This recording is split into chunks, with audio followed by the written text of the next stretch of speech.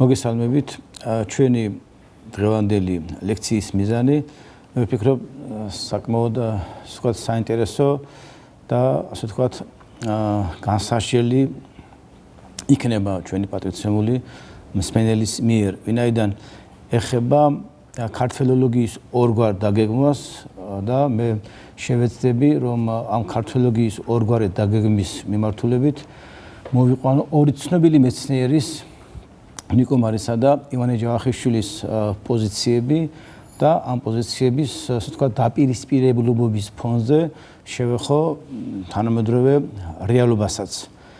ცნობილია რომ ნიკო მარი, აკადემიკოსი ნიკო მარი ძალიან სერიოზული მეცნიერია, დიდი მეცნიერია და მისი ძალიან ბევრი საინტერესო გამოკვლევა როგორც ქართველოლოგიის, ასევე არმენოლოგიის მიმართულებით და ზოგადად ენათმეცნიერების მიმართულებით არის ძალიან საინტერესო. ასევე ცნობილია რომ ივანე ჯავახიშვილი ჩვენი დიდი მეცნიერი და ფაქტობრივად ქართული ისტორიოგრაფიის მამამთავარი, ჩვენ შეიძლება ვთქვათ რომ ისტორიოგრაფია იწყება ჩვენი ძველი მიმატიანეების მიერ, მაგრამ თანამედროვე მეთოდოლოგიებით და მეცნიერული დონით თანამედროვე მეცნიერების სიმაღლეზე ისტორიოგრაფია, ქართული ისტორიოგრაფია აიყვანა ივანე ჯავახიშვილმა, რომელიც ამავე დროს იყო დიდი ენათმეცნიერი, ვინაიდან მის მიერ შექმნილი წიგნი იბერიულ კავკასიური ენების თავდაპირველი ბუნება და ნათესაობა დღემდე არის ერთ-ერთი სამაგიდო წიგნი. ამ ორ დიდი მეცნიერის დამოკიდებულება ქართველოლოგიის დაგეგმვაზე არის ძალიან საინტერესო და მე ვფიქრობ რომ ჩვენ შევძლებთ ამ ლექციის ბოლოს გარკვეული წარმოდგენა ვიქონიოთ ამ დიდი ავტორიტეტების დამოკიდებულებების მიმართ. ვინაიდან ჩემი მსჯელობა იქნება დაფუძნებული ციტირებებზე, ზოგადი საუბარი მაინც სხვა არის, ციტირება აბსოლუტურად სხვა, ამიტომ ჩემი დღევანდელი ლექცია დატვირთული იქნება სწორედ ზუსტი ციტირებებით ამ ჩვენი ცნობილი მეცნიერების გამონათქვამების საფუძველზე. ამიტომ ხშირად იქნება ჩართული ამ ლექციის პროცესში ტექსტები, რომელიც მოყვანილია ზუსტად ჩვენს მიერ დასახელებული ცნობილი ავტორების ნაწერებიდან. ჩვენ შეიძლება ვთქვათ, რომ ქართველოლოგია იწყება მაშინ, როდესაც ხდება მსჯელობა, იწყება მსჯელობა თუ ვინ შექმნა ქართული ანბანი. ზოგადად ანბანის შექმნა არის დიდი მეცნიერული პროდუქცია, შედევრი ფაქტობრივად მეცნიერული აზროვნებისა, ანბანის შექმნა, ვინაიდან შეუძლებელია ანბანის შექმნა მოცემული ენის ფონემატური სტრუქტურის გააზრების გარეშე. ხოლო ვინ შექმნა ანბანი, როდის შეიქმნა, აი ამ კითხვების დასმით იწყება ფაქტობრივად ქართველოლოგიის პირველი დღეები და მოგეხსენებათ თქვენ რომ ეს კითხვები დიდი ხანია ისმის ჩვენს სინამდვილეში, ჯერ კიდევ 1000 წლის წინ იყო მსჯელობა თუ ვინ შექმნა ქართული ანბანი, ქართველი ისტორიკოსები მემატიანენი ამ ანბანის შექმნას უკავშირებდნენ ფარნავაზის სახელს, ზოგიერთი ჩვენი მეზობელი ქვეყნის წარმომადგენლები მათ მეცნიერს თუ მათ მოღვაწეს, ანუ ეს მსჯელებები დაწყებულია ადრე. ანუ ქართველოლოგიური კვლევები თუ მსჯელებები დაწყებულია ადრე და თავიდანვე როგორც თქვენ უკვე შენიშნეთ ორგვარი დამოკიდებულება იყო ქართული ანბანის წარმოშობის შესახებ, ერთი ქართულ წიაღში შობილი, მეორე სხვა წიაღში შობილი და ერთმანეთის გამომრიცხავი თეორიები. კერძოდ ქართული მემატიანენი ამბობდნენ რომ ქართული ანბანი შეიქმნა 23 საუკუნის წინ დაახლოებით მეფე ფარნავაზის მიერ, ხოლო დაუშვათ სომეხი ზოგიერთი ავტორი ცდილობდა დაემტკიცებინა რომ ქართული ანბანი შექმნა სომეხმა მესტროპ მაშტოცმა, ანუ დაახლოებით 15 საუკუნის წინ. უკვე ორი დამოკიდებულება თავიდანვე იყო გამოკვეთილი და აი სწორედ ამ ორი დამოკიდებულებით ხდება შემდეგშიც, როცა უკვე ჩვენ მე-20 საუკუნეში ვიწყებთ მეცნიერული ქართველოლოგიის, ასე ვთქვათ, საფუძვლებზე საუბარს, უკვე ამავე პერიოდში იწყება ასევე ორი ხედვით დაგეგმვა ქართველოლოგიისა. აი ამ კუთხით მე შევეცდები გამოვყო დაახლოებით 5 თემა, 5 მიმართულება, რომელიც მკაფიოდ გამოიკვეთა ნიკო მარისა და ივანე ჯავახიშვილის თვალსაზრისების დაპირისპირებით. მე ვფიქრობ, რომ ჩვენი მსჯელობა რომ უფრო საგნობრივი გახდეს, დავიმოწმებ რამდენიმე ციტატას და ეხლა გადავალ უკვე იმ ნაწილზე, რომელზეც მე თავიდან შეგპირდით. ანუ რას ფიქრობდა ნიკომარი, რას ფიქრობდა ჯავახიშვილი, რატომ იყო ეს განსხვავებული ხედვები და დღეს რა ხდება ამ მიმართულებებით. ნიკომარისა და ჯავახიშვილის დაპირისპირების პირველი მიმართულება, თუ შეიძლება ასე ითქვას, იყო ქართველური ენობრივი სამყაროს სეგმენტაცია. ანუ ქართველური ენობრივი სამყაროს წევრების კვალიფიკაცია. მოგეხსენებათ, რომ ამ მიმართულებით დღემდე არის ჩვენს სამეცნიერო ველში კამათი და ეს კამათი, რა თქმა უნდა, არ დაწყებულა 10 თუ 20 წლის წინ. ეს კამათი და ეს განსხვავებული კვალიფიკაციები იწყება დაახლოებით 120-130 წლის წინ. როდესაც პირველად გამოიცა საქართველოში რუსეთის იმპერიის მთავარმართებლის ბრძანება ერთ-ერთ ქართველურ დიალექტზე. მაგრამ ეს ისტორია უფრო ძველია, მაგრამ მე უფრო მინდა მეცნიერული ასპექტებით, როცა იწყება კამათი უკვე აი ამ კონტექსტზე ვისაუბრო. 1905 წელს ნიკო მარი წერს ძალიან საინტერესო გამოკვლევას, რომელსაც ჰქვია ქართველთა ეროვნება. ამ წიგნში ის უპირისპირდება, პატარა წიგნში, რომელიც ქუთაისში გამოიცა, ის უპირისპირდება ვოსტორგოვს და ამბობს. მე ახლა წავიკითხავ ციტატას.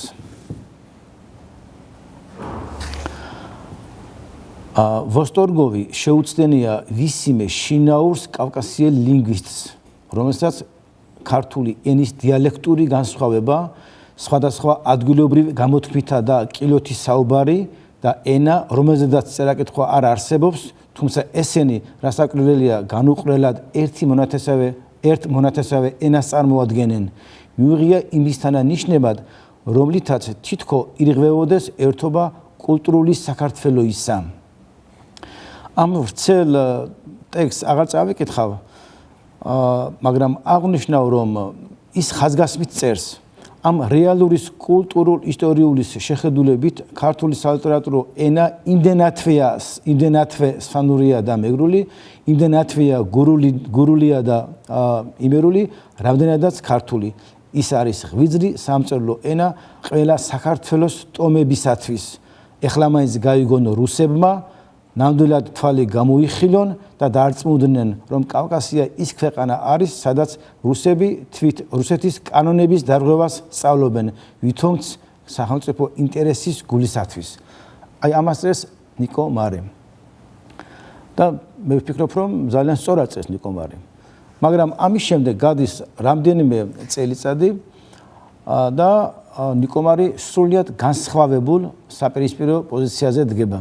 კერძოდ 1912 წელს ნიკო მარი წერს და მე ახლა ისევ გაჩვენებ თქვენ ამ მის ტექსტს ზუსტად. ასეთია ციტირება: ქართველ მცოდნენი, ქართულ ნაციონალურ შეხედულებაზე დამკნობილნი უგულებელს ყოფდნენ თელ რიგს ქართულის, თუმცა მონათესავე, მაგრამ დამოუკიდებელ ენებს, როგორც მაგალითად სვანურს, მეგრულს, ჭანურს და მათ ქართულის დამახინჯებულ თქმად, ანუ დიალექტად თვლიდნენ. ანუ რასაც ამბობდა ნიკო მარი 1905 წელს, იმის საპირისპიროს ამბობს ეხლა და ფაქტობრივად 1905 წლის ნიკო მარს ლანძღავს 1912 წლის ნიკო მარი. რატომ? და რა თქმა უნდა, შემჩნეველი არ დარჩენია ივანე ჯავახიშვილს და ივანე ჯავახიშვილი ნიკო მარის საპასუხოდ წერს. და ისევ მე მინდა თქვენ თვალი გაადევნოთ ეკრანზე ამ ციტატას. ივანე ჯავახიშვილი. ვრცელი მასალა, მაგრამ მე მაინც მოკლედ წავიკითხავ ერთ ფრაგმენტს.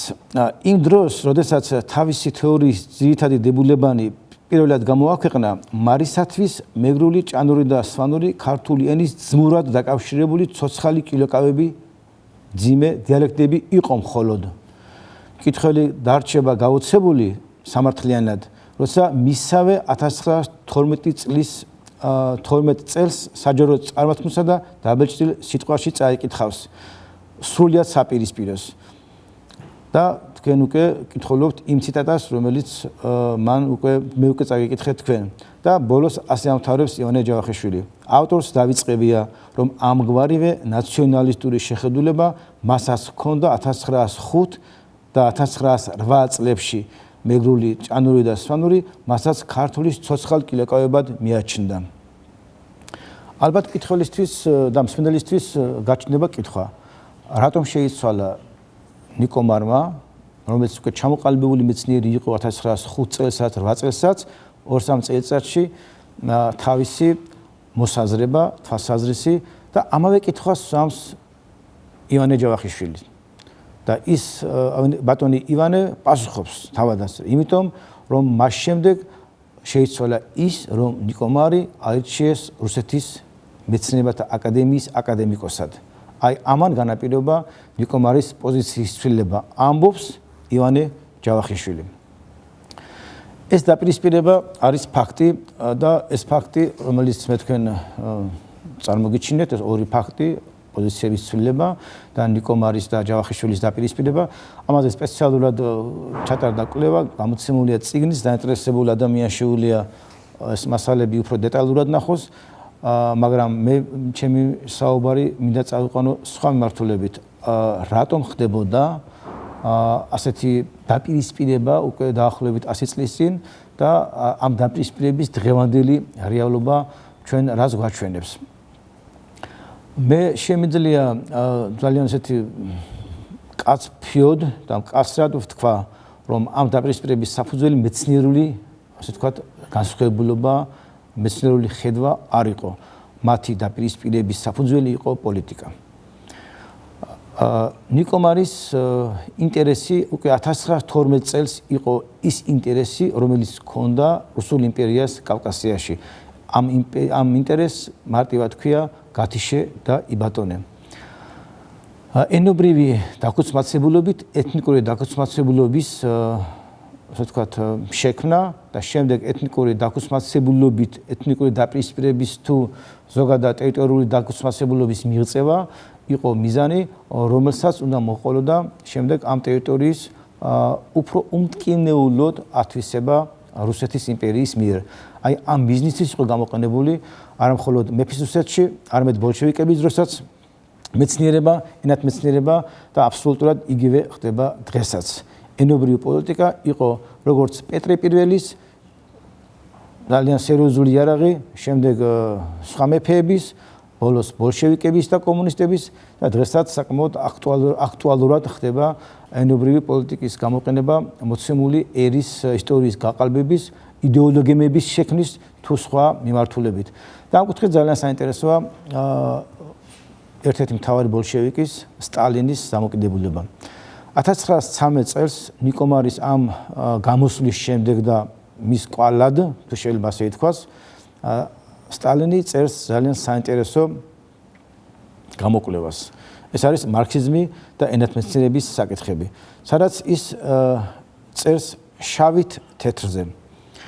კავკასიაში არიან მთელი რიგი ხალხები, რომელთაც პრიმიტიული კულტურა, განსაკუთრებული ენა აქვთ, მაგრამ მშობლიურ ლიტერატურას მოკლებულნი არიან. რა უყოთ ასეთ ხალხებს? მეგრელებს, აფხაზებს, აჭარლებს, სვანებს, ლეკებს და სხვა, რომლებიც სხვადასხვა ენაზე ლაპარაკობენ, მაგრამ თავიანთი ლიტერატურა კი არ გააჩნიათ. არ აქვთ.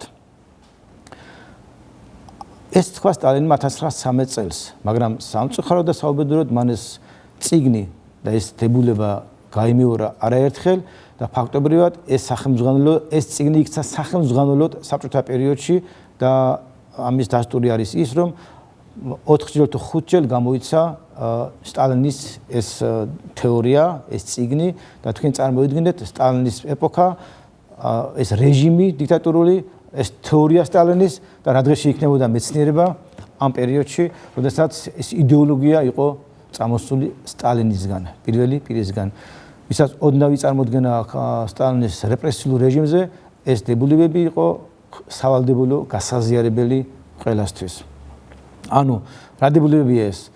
ქართველთა ნახევარს, აჭარლებს, მეგრელებს, სვანებს, ლაზებს თურმე არ ჰქონიათ სალიტერატურო კულტურა, ტრადიცია და ესენი არიან დაგვიანებული ერები და ხალხები და მათ ეხლა უნდა შეუქმნათ დამწერლობა და ასე შემდეგ. ანუ რო თქვა სხვაგვარად ქართველი ეს იქნებოდა მეგრელი, აჭარელი, სვანი, კახელი თუ ლაზი ქმნიდა მრავალი საუკუნის მანძილზე სალიტერატურო კულტურას და უცებ მე-20 საუკუნეში სტალინი აცხადებს, რომ ქართველთა ნახევარს არ მიუღია მონაწილეობა სალიტერატურო კულტურის შექმნაში და მათ დღეს უნდა შეუქმნათ რაღაც ახალ ენებზე და ახალი ენები, ახალი ანბანები და ისინი უნდა მოაქციოთ უმაღლესი კულტურის კალაპოტში. ასე ამთავრებს ფრაზას, რომ ეს დაგვიანებული ხალხები და ერები უმაღლესი კულტურის საერთო კალაპოტში უნდა მოაქციოთ. ანუ საუბარია, რა თქმა უნდა, რუსულ ენოვან კულტურაზე. სტალინის ეს ხედვა, როგორც თქვენ ხედავთ, ნიკომარის ხედის გაგრძელებაა, ფაქტობრივად და ასე ვთქვათ, პოლიტიკურ იდეოლოგიებად ჩამოყალიბებული დებულებაა და ასე ვთქვათ, ნიკომარის ხაზი გაძლიერებული სტალინის ავტორიტეტით იქცა საბჭოთა თეორიად, საბჭოთა პერიოდში მიღებულ თეორიად. ამასობაში რა ხდება მეორე მხარეს, ანადგურებენ ივანე ჯავახიშვილს და ფაქტობრივად ყდება ივანე ჯავახიშვილის მიერ აღებული კურსი, რომ ქართველებს გვაქვს ერთი დედაენა, ხოლო სხვა ქართველური კუთხური ქვესისტემები, მეტყველებები არიან ერთი დედა ქართულის სახესხვაობები, დიალექტები. აი ეს თეორია ყდება საბჭოთა პერიოდში და ნიკომარის და სტალინის თეორია ბატონდება. ანუ ნიკომარისა და ჯავახიშვილის დაპირისპირების პირველი მიმართულება ქართველური ენობრივი სამყაროს სეგმენტაცია საბჭოთა პერიოდში ფაქტობრივად დამთავრდა ეს დაპირისპირება ნიკომარის გამარჯვებით სტალინის ჭყალებში დამსახურებით. ეს ინერცია დღემდე გრძელდება გარკვეულ სამეცნიერო წრეებში, მაგალითად იგივე ძალიან ცნობილი რუსი მეცნიერი იური კორიაკოვი ფართოდ ავრცელებს თავის ლინგვისტურ რუკებს. მე ერთ-ერთს აქ წარმოგიდგენთ ამ რუკაზე, რომელსაც თქვენ ხედავთ, ქართველთა და ქართული ენის საზღვარი და ქართველთა საზღვარი არის სამტრედიაში და ცაგერში. აი ეს არის სტალინის და ნიკომარის თეორიების შესაბამისად გაკეთებული რუკა. მსგავსი რუკები იქნება დღეს საზღვარგარეთაც, თბილისშიც და სამწუხაროდ ნიკომარისა და სტალინის მემკვიდრეობა აქტუალურია დღესაც და რეალურად ადამიანთა ერთი ჯგუფი თუ მეცნიერთა ერთი ჯგუფი ამ მიმართულებით დღემდე აგრძელებს ინერციით თუ გააზრებულად ამ კურსს.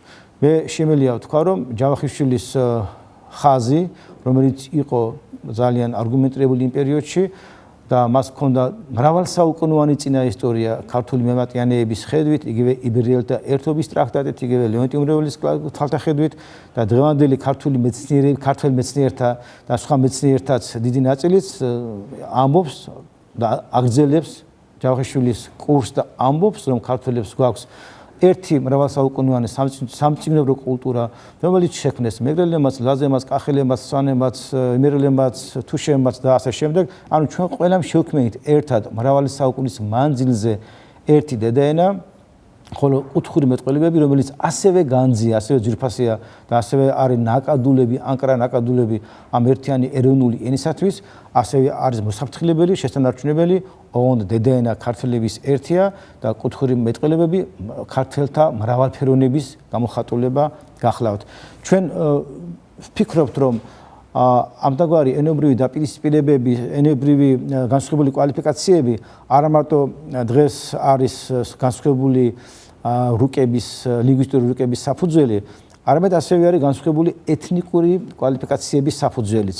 დღეს მსოფლიოში ასევე ამ ორი თეორიის თუ ორი თვალსაზრისის მიხედვით ხდება ქართველთა სხვადასხვა ეთნოსებად თუ ერთიან ეთნოსად წარმოდგენა.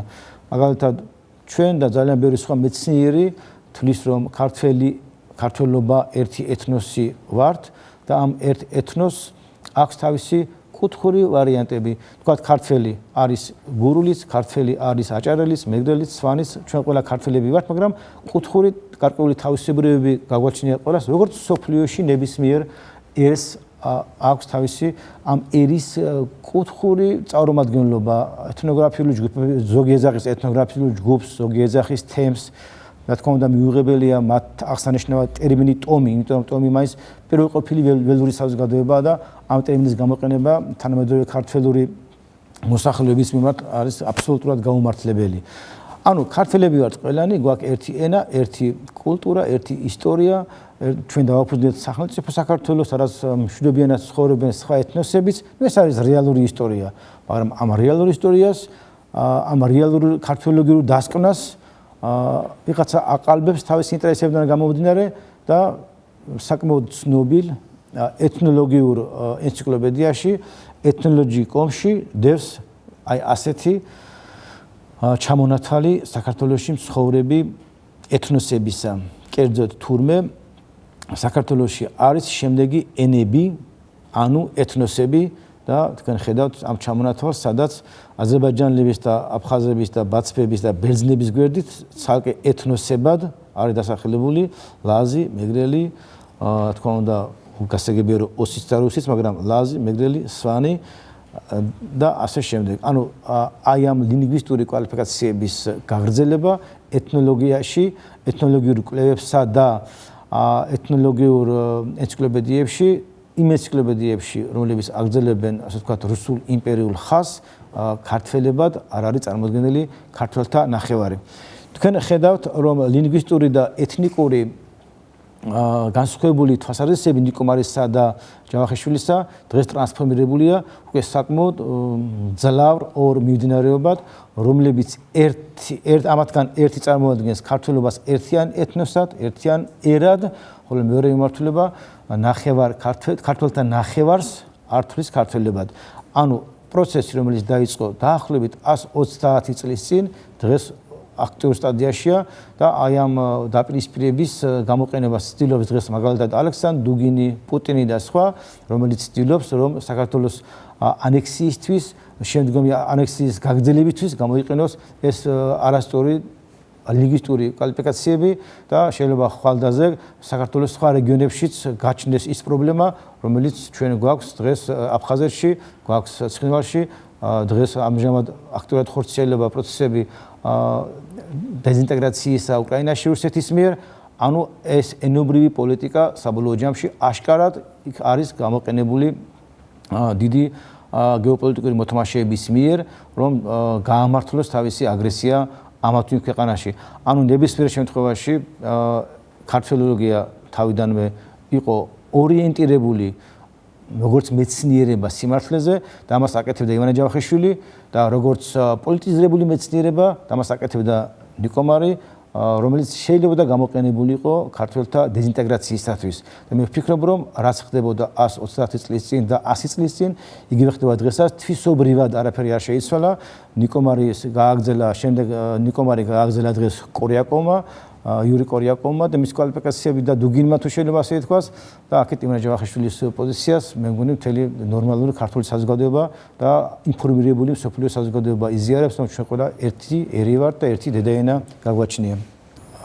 მე თქვენ გაჩვენეთ იური კორიაკოვის რუკა და მის ალტერნატივად წარმოგიდგენთ ჩემს რუკას, რომელიც თქვენ ხედავთ ახლა ეკრანზე, ეს არის ქართული ენის გავრცელების საზღვარი, არეალი, რომელიც ნამდვილად დამთავრდება სამტრედიაში და ვერ დამთავრდება სამტრედიაში.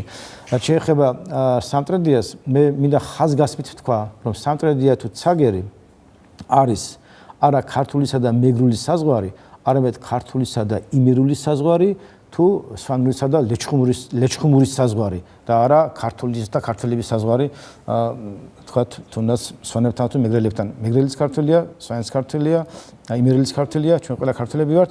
ჩვენი კუთხური მეტყველებების საზღვრებია ეს სამტრედია თუ ცაგერი და არა ჩვენი ბრჭყალებში ენებისა.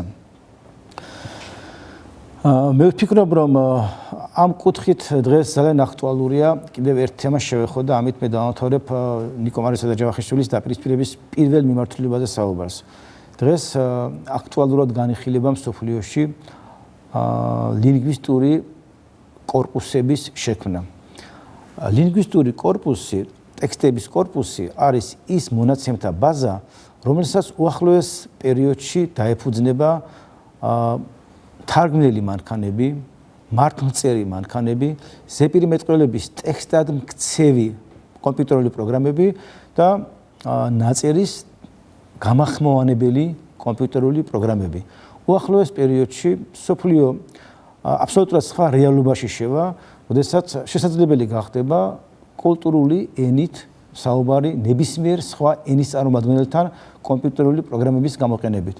უთუოდ მოხდება რამდენიმე წელიწადში, მაქსიმუმ 10 წელიწადში, ის რომ იდება აი ამ კომპიუტერის ტელეფონის ხელა მანქანა ადამიანების წინ, რომელიც იქნება მიერთებული დიდ ტექსტების ბაზაზე, ანუ ტექსტების კორპუსზე, ადამიანი ისაუბრებს ქართულად და თუ ჩვენ შევძელით, თქვა უნდა თუ ჩვენ შევძელით კომპიუტერული პროგრამების დამზადება მანამდე, ადამიანი ისაუბრებს დაუშვათ ქართულად და მეორე ადამიანი იოლად აკადემიურად, ადეკვატურად გაიგებს ჩინურად ან ინგლისურად.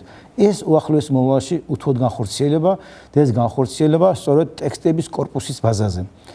ეს დღეს აღარ არის ოცნება, ეს აღარ არის რაღაც რომანტიკული წარმოდგენა და რაღაც ჟიულ ვერნის ზღაპრები, ეს არის რეალობა. ალბათ გინახავთ ძალიან ბევრს, არის ინტერნეტში სარეკლამო რგოლებიც, როცა ადამიანი თქვა ლაპარაკობს ინგლისურად და მისი ნასაუბრები მას ხვდება სახლში, როცა მიდის ტექსტად. ანუ რეალურად ეს განხორციელებულია სხვადასხვა ენებისთვის და ასევე განხორციელება აკადემიური ტექნიკური თარგმანიც. და ამ თარგმანების განსახორციელებელი ბაზა სწორედ იქნება უზარმაზარი ტექსტების კორპუსი, რომელიც იქნება ფაქტობრივად მაკონტროლებელი თარგმანის სიწორისა. ამიტომ დღეს აუცილებელია შედგეს, გაკეთდეს ქართველების მიერ, ჩვენი სახელმწიფოს მიერ ერთენოვანი ქართულენოვანი ტექსტების დიდი კორპუსი, რომელიც იქნება ბაზა უახლოეს პერიოდში ამ ტექნიკური თუ ზეპირი თარგმანებისათვის. დღეს რა ხდება ამ მიმართულებით? სახელმწიფო ამ მხრივ არაფერს არ აკეთებს და გარკვეული ჯგუფები ცდილობენ შექმნან არა ერთენოვანი კორპუსი, არამედ 4ენოვანი კორპუსი. არის ცდილობა რომ შეიქმნას ქართულის კორპუსის ცალკე, მის პარალელურად მეგრულის ცალკე, ლაზურის ცალკე, სვანურის ცალკე, ანუ ნიკომარის თეორიის გაგრძელება უკვე ხდება აი ამ ახალ რეალობაში, რომ ხდება 64ენოვანი კორპუსისათვის მზადება, ანუ რეალურად ჩვენ შეიძლება უახლოეს პერიოდში მივიღოთ ასეთი რეალობა, რომ ამ მრავალსაუკუნოვანი ქართული კულტურის ავტორი ერი 4 რაღაც წირი კორპუსით გავიდეს საერთაშორისო ასპარეზზე და რეალურად ასეთი დაცალკევებით 4 კორპუსით გასული და შესული ინტერნეტ სივრცეში საზოგადოება სრულფასოვნად ვერც ენაზე ვერ განახორციელებს ამ ავტომატურ თარგმანებს და რეალურად ჩვენ მივიღებთ ძალიან ცუდ შედეგს. მე ვამბობ, რომ უახლოეს პერიოდში ტექსტების კორპუსი ხდება ერის ეთნოსის იდენტობის ბაზა და თუ ჩვენ 4ენოვან კორპუსზე მოვახდენთ ორიენტირებას, ფაქტობრივად ჩვენი ერი, რასაც ფიქრობდა ლენინი და ნიკომარი, ეს დღეს განხორციელება 4 ენაზე ორიენტირებული კორპუსი 4 ნაწილად დაშლის ქართველ ერს და ეს მე ვფიქრობ, რომ ამ დანაყოფებს ნამდვილად არ გამოუადგებათ და მათ ისეთივე დღე დაემუქრებათ, როგორც დღეს ემუქრება რუსეთის იმპერიის ხელში აფხაზ ეთნოს. საბოლოო ჯამში მე ვფიქრობ, რომ ნიკომარის თეორიის გაგრძელება 4ენოვანი კორპუსის მიმართულებით არის ძალიან სახიფათო და ვალდებულია სახელმწიფო, რომ მთელი თავის თანხები და მობილიზება გააკეთოს იმ მიმართულებით, რომ ჩვენ ყველამ ერთად, ყველა უნივერსიტეტმა ერთად შევქმნათ ერთენოვანი კორპუსი, რომელსაც დაეფუძნება მომავალში ინტერნეტ კომუნიკაციები, რომელიც უთუოდ იქნება მომავალში ნებისმიერი ერის, კულტურული ერის გადარჩენის საფუძველი. მე დავამთავრებ ნიკომარისა და ივანე ჯავახიშვილის დაპირისპირების პირველ თემას.